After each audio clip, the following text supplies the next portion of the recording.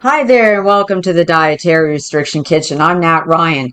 Have you ever gone home from work and you're feeling tired and kind of burned out and everything, and you want to have a nice meal and you want a kind of a home cooked meal, but it seems like a big effort to do?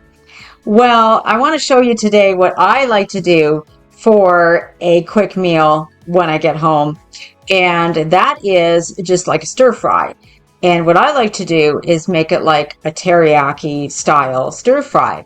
Now, using vegetables and on a bed of rice, and usually I have pre-cooked rice, and you can use whatever kind of protein that you want in it. Like you can use leftover chicken or pre-cooked chicken or some strips of beef, or you have some leftover steak from the weekend. If you've got that, you can cut that up. I'm like going to use meatballs today, some beef meatballs, and put that in it. You could use turkey meatballs as well. You could use tofu if you want it to be a vegetarian meal. And so what we're going to do today is teriyaki style meatballs with stir-fry vegetables. And we're going to make the teriyaki sauce homemade. Very easy, not hard at all to do. And you made your own sauce, and that's great too for a day when you forgot to buy the sauce, when maybe you were buying some groceries at the store. So let's get to it, and we're going to start with the sauce first. So the first thing we're going to need is a mason jar. We're going to mix up our teriyaki sauce in the mason jar. Let me just going to flip this up a little bit because it's a little too far down. Put this in the mason jar. So we're going to mix it up in the mason jar directly, and then we can use it. We can also store any leftovers of it in the fridge using the mason jar. And the first ingredient is teriyaki, or not teriyaki sauce, tamari soy sauce. So this is a naturally brewed soy sauce, and you can get it in a gluten-free version. It doesn't have to be organic, but they do make a gluten-free because a lot of soy sauces do have gluten in it. So if you have to be gluten-free like me, this is really great. So use this first. So we're going to do a full half of a cup of tamari soy sauce. And I just about have enough. Oh, this could be tough to get it in there without, I'm shaky after a day at work, and I'm like, oh, been on the keyboard and all that stuff at work. I'm just going to whack the rest of it in there. That's what's great about this too, is you can really adjust to things. So the next thing we need is some sweetener, right? So you can use sugar, but I don't like to do that because the sugar doesn't mix up in there very well. So I like to use honey, and we're going to need 2 tablespoons of the honey. And I just use a regular tablespoon. I'm not even using a measuring spoon type of thing. So this is super fast. So we're going to get that in there. Okay, 1. Okay, I'm going to whack it off with my finger, okay? Because it's going to be for me and my family. So you're not actually coming to my house, and I'm not actually serving this to you. If I had guests, I would not be using my fingers for this. Oh, but even though my hands are clean, I would not be putting my fingers and my hands in the food that you're eating at my house. Okay, so that's the honey, 2 tablespoons of that. We need, you can use fresh ginger, but we don't have fresh ginger in my house right now. Or if you just don't want to take the time, you can use the powdered ginger. So we're going to have about a teaspoon of that in there. So go like that. You can add more if you want. You want a bit more heat because the ginger will bring the heat. And then we're going to do the same thing with some garlic powder. Okay, again, you could use fresh garlic if you want to do that. 2 large cloves of garlic. So we're going to give that a little bit more than a teaspoon of the garlic powder. So put that in there.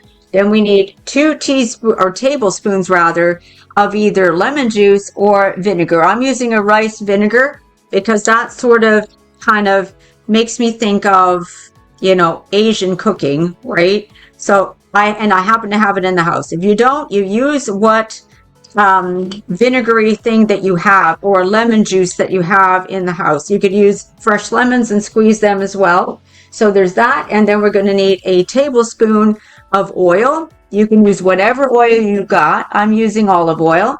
So we're going to put a tablespoon of oil in there. Like I say, it's not an exact science, right? You can play with this recipe any way you like. And there, that's all of our ingredients in there. So we've got it in the jar. Let's put the cover on. Oh, come on, Natalie. There we go. And then we're going to give it a shake. And that is our teriyaki sauce. Okay, you could use this as a marinade as well. It works great for marinating steak, by the way.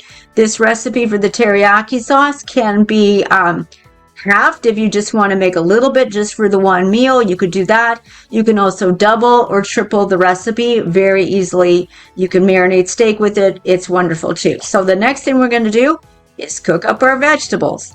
Okay, so the first, I'm going to use my big electric frying pan today because that gives me a lot of room. Here, I'm going to adjust this again. My goodness, I'm just having a devil's own time today with that. Okay, so I'm just going to turn it up high. We're going to add some oil to that in a minute. Some heat in it. You can use whatever oil you like. Again, I'm going to use some olive oil, so I'm just going to give it a little splash there. And one of my favorite things to do is this. So I'm going to just spread my oil in the pan that way.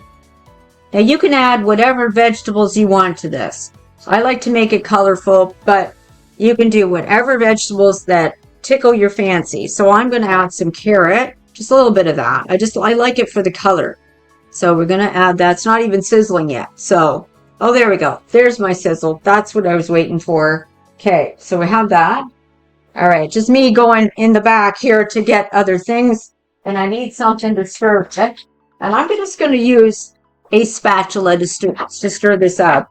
So I got this on quite high because what we're going to do is kind of like a stir fry. Now this is a really big pan, but I wanted to show you like that you could make a big amount of this for a whole family if you wanted. I've made enough of the sauce that you could serve it. You definitely have enough for a big meal worth of this for sure. If not, have extra afterwards as well. But you don't have to use it all. Because now you got a mason jar, you can store it in the fridge just in the mason jar. Give it a good stir or a good shake, because otherwise what happens with it is the honey likes to kind of go down to the bottom. Whether you use honey, whether you use syrup, anything like that will work. I like to use something that's liquid, like some kind of liquid sweetener, because otherwise it is, it's kind of grainy if you try to put like just table, regular white sugar. Brown sugar could work too, but again, you might get a graininess that I don't personally love it. But you do you, or use what you have in your house. I mean, that's kind of the thing, right? Especially in a quick meal. I'm going to add a little bit of chopped sweet red pepper to that. So we're doing that there we go. Sweet red pepper. I'm going to bring my mic a little closer to me, so maybe that would be easier to hear me. Okay. Again, I am in the market for a new mic. Actually, I have ordered a new microphone, a new setup. So I got my camera, but I need the microphone for it. So I got a new camera, or not, it's not really a new camera. It's a camera that I've had for a while. And, but I've got a mic coming for that camera. So which will make making the videos a lot better. The picture quality would be better, and I really hope that the sound quality will be better as well.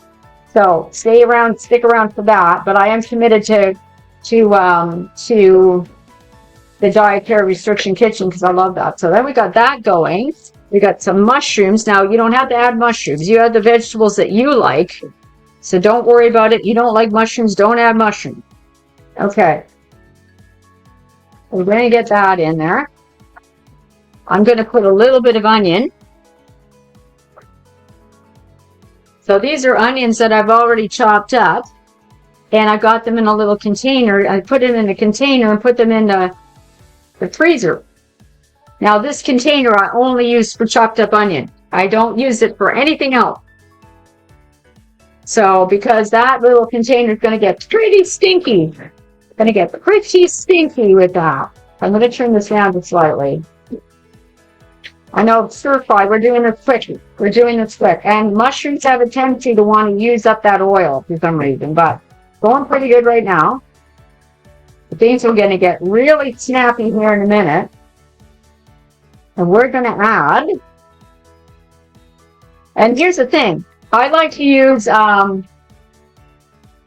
frozen broccoli, and just you do it in the microwave, and you can steam it in the microwave, and then what you do with the frozen broccoli, and when it's been done, we're going to pitch it in there.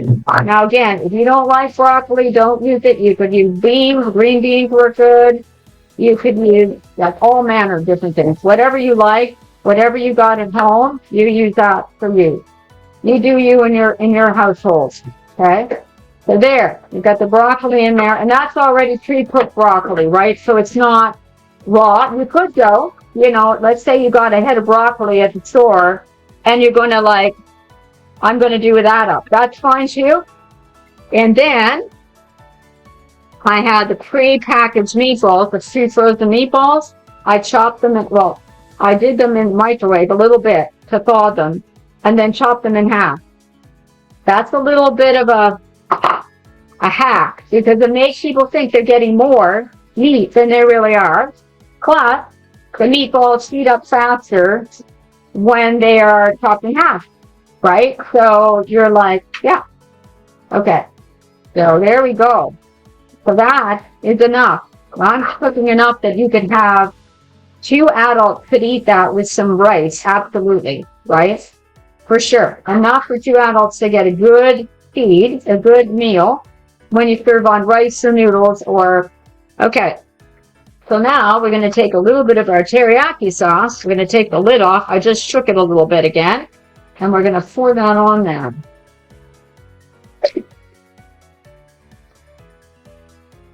There we go. Now she's steaming. And yeah, I'm just going to turn that down. And the next thing we're going to do is serve it up on rice. And there you have it.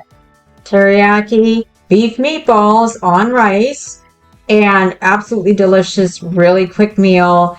If you've got the rice cooked up ahead, or if you got a minute rice that you can just whip off when you get home from work, or one of those microwavable rice, pouches. The jasmine rice is really nice for that. Then that's great. And you can also add a little bit more teriyaki sauce to the top if you want a bit more sauce, because if you're like me and love sauce, you can really do that. So thanks so much for joining me here at the Dietary Restriction Kitchen today for this gluten-free teriyaki meal. Fast, really easy. So I hope you enjoy it. I hope you give it a try. Make it your own, absolutely, for sure. And thanks so much for joining me here today and at the Dietary Restriction Kitchen. We'll see you next time. Bye for now.